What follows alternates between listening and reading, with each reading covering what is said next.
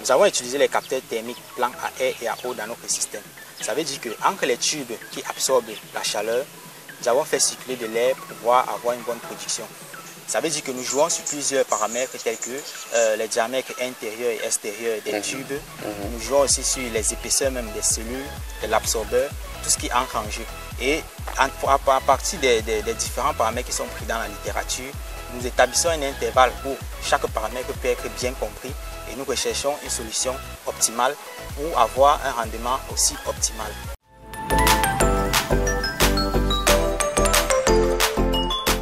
Mesdames, Messieurs, bonjour et bienvenue dans cette nouvelle production de la chaîne YouTube Science High Tech. Nous sommes dans le cadre de l'émission Innovation et Publication où nous nous rapprochons des chercheurs qui ont récemment publié des articles scientifiques dans des journaux internationaux ou alors des livres tout simplement.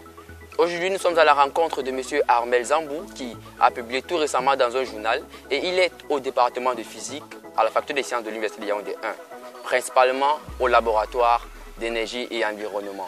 Monsieur Armel Zambou, bonjour. Bonjour Monsieur Raji. Nous nous intéressons à vous parce que vos travaux de recherche portent sur l'énergie solaire photovoltaïque qui est incontournable en matière d'énergie renouvelable pour le développement du Cameroun. Tout d'abord, quand on parle d'énergie solaire photovoltaïque, de quoi s'agit-il? L'énergie solaire photovoltaïque est une source d'énergie renouvelable qui s'obtient en convertissant les rayons du soleil en électricité.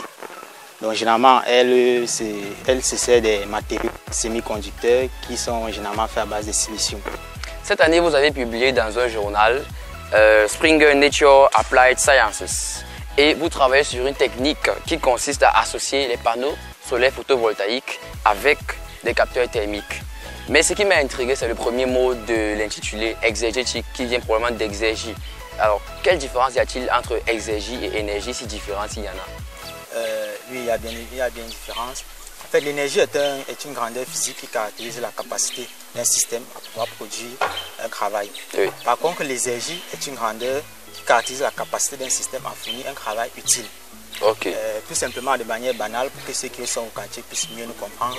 Ce matin, M. Ragil, lorsque vous êtes réveillé, vous avez pris des beignets haricots, une tasse de lait et le reste de coque qui restait dans la marmite, vous avez voulu finir. Et votre voisin, lui, il a pris deux doigts de banane Oui. et une tasse de lait. Oui. Et lorsque vous êtes sortis, vous deux, vous avez l'impression que vous avez beaucoup d'énergie, vous pouvez aborder la journée facilement. Mais vous allez vous rendre compte que votre camarade est plus énergétique que vous. Vous semblez être énergétique.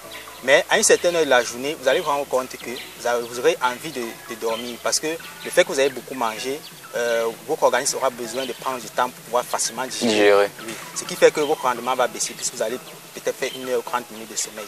Or, vos camarades peuvent allonger toute la journée en fournissant un travail plus élevé que vous. Donc, il est plus énergétique que vous. Vous êtes peut-être plus énergétique, mais vous n'avez pas beaucoup d'énergie. Maintenant, si nous ramenons ça à notre système, tout simplement, le fait que la chaleur est absorbée au niveau de la cellule PV, elle passe de l'absorbeur des tubes jusqu'au fluide. Oui. Ce transfert-là, en fait que le système génère d'énormes pertes, puisque le système doit s'équilibrer avec son environnement. Okay. Et c'est ce que nous explique bien la deuxième loi de la thermodynamique, qui est liée au principe d'irréversibilité.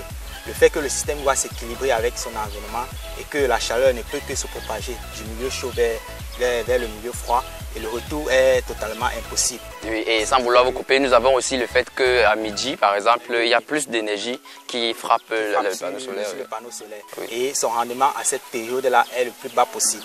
Okay. Or, la concentration du rayon solaire à cette heure est très élevée. Ça veut dire qu'il produit de l'énergie, mais moins possible à cause de ces conditions-là. Oui, il produit de l'énergie, mais son efficacité, sa capacité à convertir cette grande concentration du soleil en électricité est basse. Dans votre article, vous avez parlé aussi des capteurs thermiques que vous associez.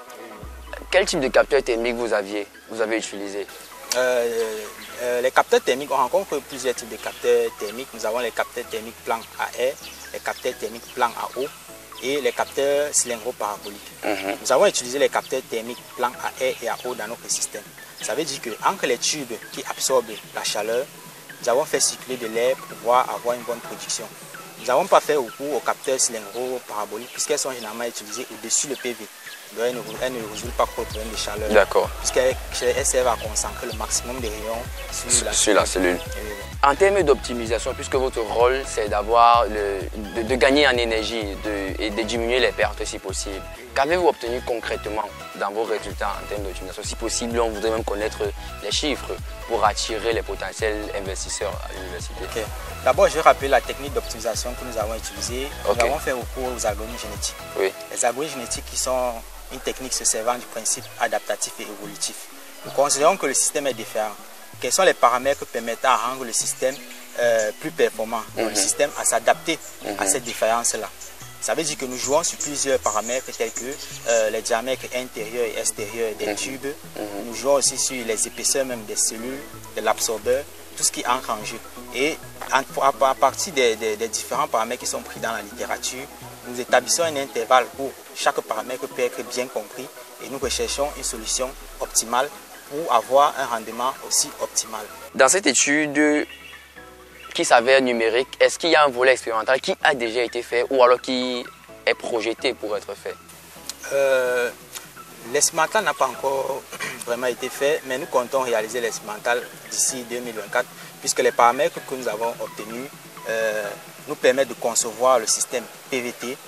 Et d'ici 2024, nous comptons bien concevoir le système PVT Made in Cameroun. Bon, et si nous revenons un peu en termes de chiffres, pour quantifier ce que vous avez eu à obtenir comme résultat, en termes de chiffres, peut-être de rendement, est-ce qu'il y a possibilité d'avoir une idée de ce que vous avez obtenu et qui peut être comparable par exemple à des systèmes qui ne sont pas couplés?